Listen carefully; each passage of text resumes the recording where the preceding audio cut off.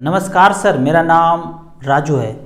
काफ़ी सारे लोगों को ये बोलते हैं, आपने सुना होगा कि 2023 का 2024 का टॉप का फंड में इन्वेस्ट करें। इस तरह से बोल देंगे अक्कड़ बक्कड़ बम्बे बो, मतलब ये 4 फंड है टॉप का, इसमें इन्वेस्ट कर दीजिए।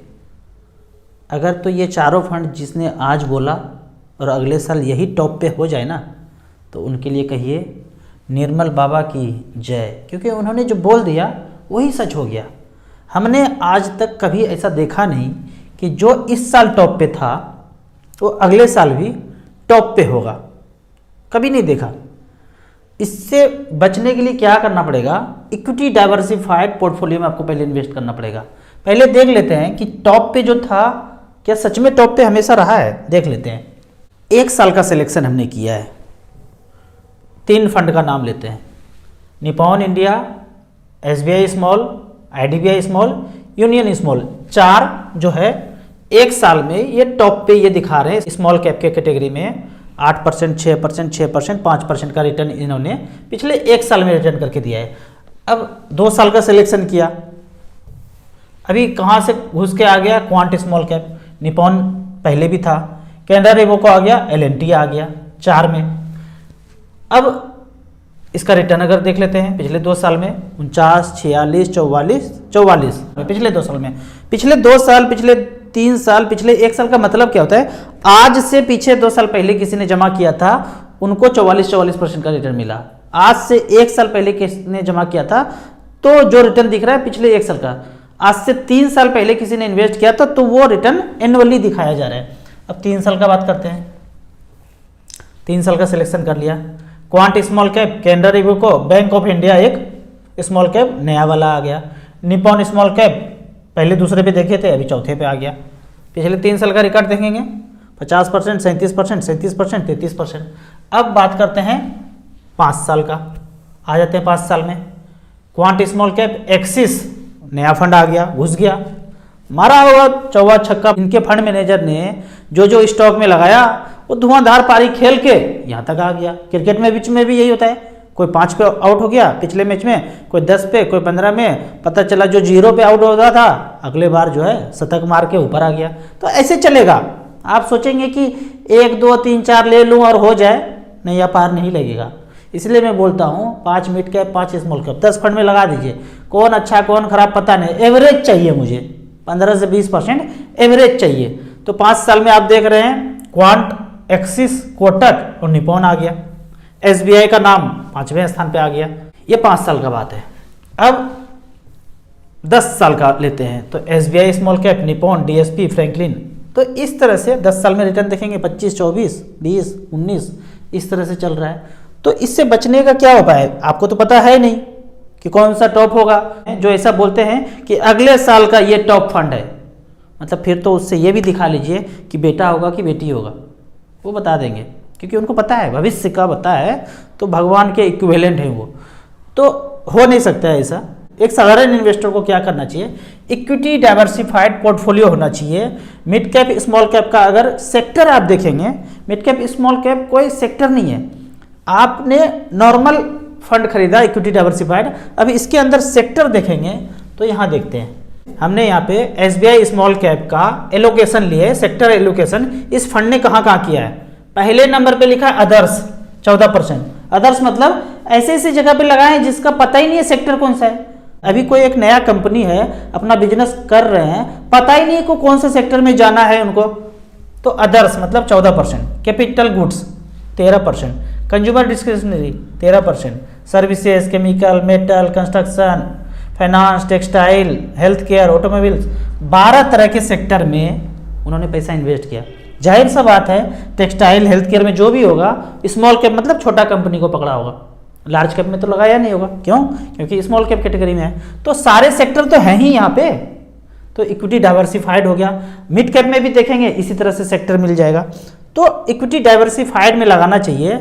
मैं हमेशा ये बोलता हूँ कि फर्स्ट टाइम इन्वेस्टर हैं आप, 15,000, 20,000, 25,000, 30,000 का SIP करना चाहते हैं तो आप सेक्टोरियल फंड को तो एकदम भूल से लेना ही नहीं है। इक्विटी डाइवर्सिफाइड में 5 मिड कैप, 5 स्मॉल कैप में लगा के छोड़ देंगे, टैक्स वाला फंड लेके छोड़ देंगे, क्योंकि 80C में 1.5 लाख रुपये बचाना है। फिर भी लगता है कि नहीं एक दो सेक्टर तो होना चाहिए, तो 20,000 का एसआईपी चला रहे हैं तो 2,000 का एसआईपी, चल भाई तुम भी खुश, ऐसे करके छोड़ देंगे। लेकिन ज़्यादातर एक्सपोजर इक्विटी डाइवर्सिफाइड में करेंगे।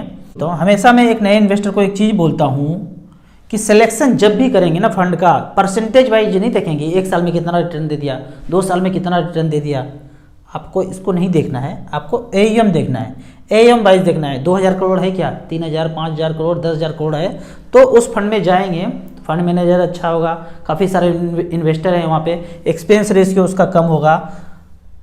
फिर एक क्वेश्चन आ जाता है, जिसका एयूएम ज़्यादा है वहाँ तो मैं बोलता हूँ इन्वेस्ट करने के लिए, तो लोग कहते हैं कि जिसका एयूएम बहुत ज़्यादा हो गया ना, बहुत ज़्यादा हो गया, उसको मैनेज करना मुश्किल पड़ रहा है फंड मैनेजर को, और वहाँ पे उन्होंने लमसम परचेज भी बंद कर दिया है। जैसे कि एसबीआई स्मॉल कैप के केस में लमसम परचेज बंद है।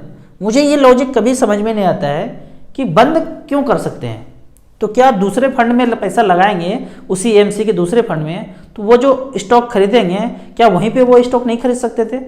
मुझे ये लॉजिक ज़्यादा समझ में नहीं आता है। मैं आपको एक दूसरे तरीके से कुछ समझाना और चाह रहा हूँ। एसबीआई स्मॉल कैप है, एसबीआई मिड कैप है, एसबीआई फ्लेक्सी कैप है। एसबीआई स्मॉल कैप में 1 लाख रुपए लगाना चाह रहे हैं, बोल दिया यहाँ नहीं लगा सकते क्योंकि ये इसका एयूएम काफ़ी ज़्यादा हो गया है, मैनेज करना मुश्किल पड़ रहा है फंड मैनेजर को। चलो भाई ठीक है, कहाँ लगा दें?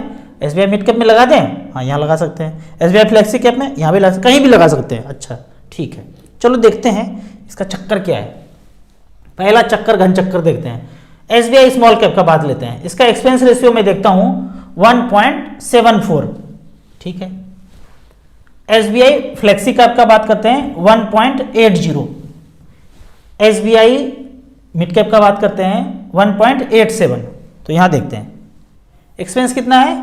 पहला स्मॉल कैप का है 1.74, मिड कैप का है 1.87, फ्लेक्सी कैप का है 1.80। बोलते हैं कि यहां मत लगाइए, यहां लगाइए। तो कभी कभी समझ में आता है, मुझे तो ज़्यादा खोपड़ी है नहीं, साधारण आदमी है, तो समझ में आता है कि भाई जिसका एक्सपेंस कम है उसमें पैसा देना बंद क्यों कर दिया, और जिसका एक्सपेंस ज़्यादा है वहां पे बोलते हैं खुला हुआ है। अगर तो इसका भी एक्सपेंस इससे कम होता और बोलते कि यहां खरीद लो, तो बात समझ में आता है। मैं याद करता हूं कि बोलते हैं आपको ज़्यादा पॉइंट्स मिलेगा, मतलब as a distributor, as a advisor आपको ज़्यादा पॉइंट्स मिलेगा, ये वाला फंड बेचिए, ये वाला एडवाइस कीजिए, इसमें सेल परचेज कराइए।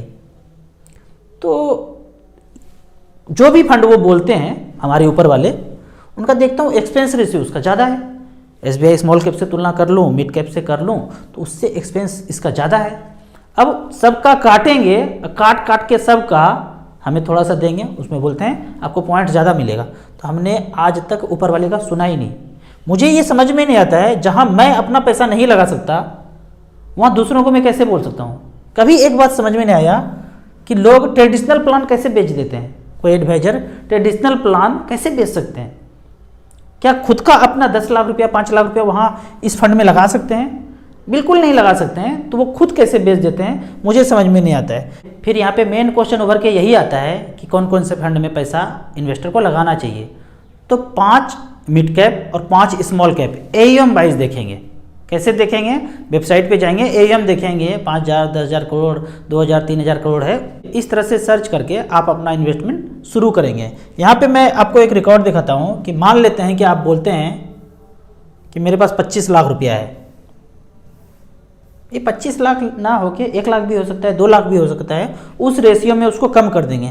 25 लाख रुपया का अगला प्लॉट फ्लैट नहीं लेते और उस 25 लाख को कौन कौन से फंड में इन्वेस्ट कर देते हैं? अगर SBI small cap, Nippon, DSP, Franklin, Kotak, पिछले 10 साल का यहाँ पे रिकॉर्ड है। आगे क्या होगा कोई नहीं जानता है, कोई नहीं बता सकता है। वो निर्मल बाबा एक हैं, वही बता सकते हैं। यहाँ पे तो कोई नहीं बता सकता है। 25 लाख का वैल्यू पिछले 10 साल में हुआ है 2 करोड़ 37 लाख एक फंड ने बनाया है। दूसरे फंड ने 25 लाख का बनाया 2 करोड़ 16 लाख। तीसरे फंड ने 1 करोड़ 64 लाख, 20% का रिटर्न। तीसरा फंड कौन सा है? DSP small cap. और चौथे फंड ने बनाया है 25 लाख का वन टाइम का इन्वेस्टमेंट का वैल्यू 1 करोड़ 48 लाख। और पांचवें फंड कोटक स्मॉल कैप ने 25 लाख का 1 करोड़ 47 लाख बनाया है, 19.44% का रिटर्न दिया है। तो इस तरह से आप देखते हैं कि कहीं भी जहां भी आपने पैसा लगाया है, जो भी खरीदा है, क्या इस रेशियो में आपका पैसा बढ़ा है? थोड़ा सा पैसा आप यहाँ पे equity, small cap, mid cap में एक्सपोजर देके छोड़ेंगे, लंबे समय के लिए इन्वेस्टेड रहेंगे, तो आपको इस तरह का रिटर्न यहाँ पे दिख सकता है। आपको इसी तरह म्यूचुअल फंड के बारे में और कुछ जानना है, इन्वेस्टमेंट के बारे में जानना है, तो इस नंबर पे मुझे व्हाट्सअप कर सकते हैं। आप चाहें तो म्यूचुअल फंड में फर्स्ट टाइम इन्वेस्ट करना चाहते हैं तो दिए हुए ऐप में रजिस्ट्रेशन करने के बाद हमसे डायरेक्टली जुड़ सकते हैं। ऐप का और मेरे सर्विस का लाइफ टाइम कोई चार्ज नहीं है। वीडियो अच्छा लगे तो व्हाट्सएप यूनिवर्सिटी में दोस्तों के बीच इसे जरूर शेयर करें। यूट्यूब पे देख रहे हैं तो लाइक एंड शेयर जरूर करें। Thank you so much.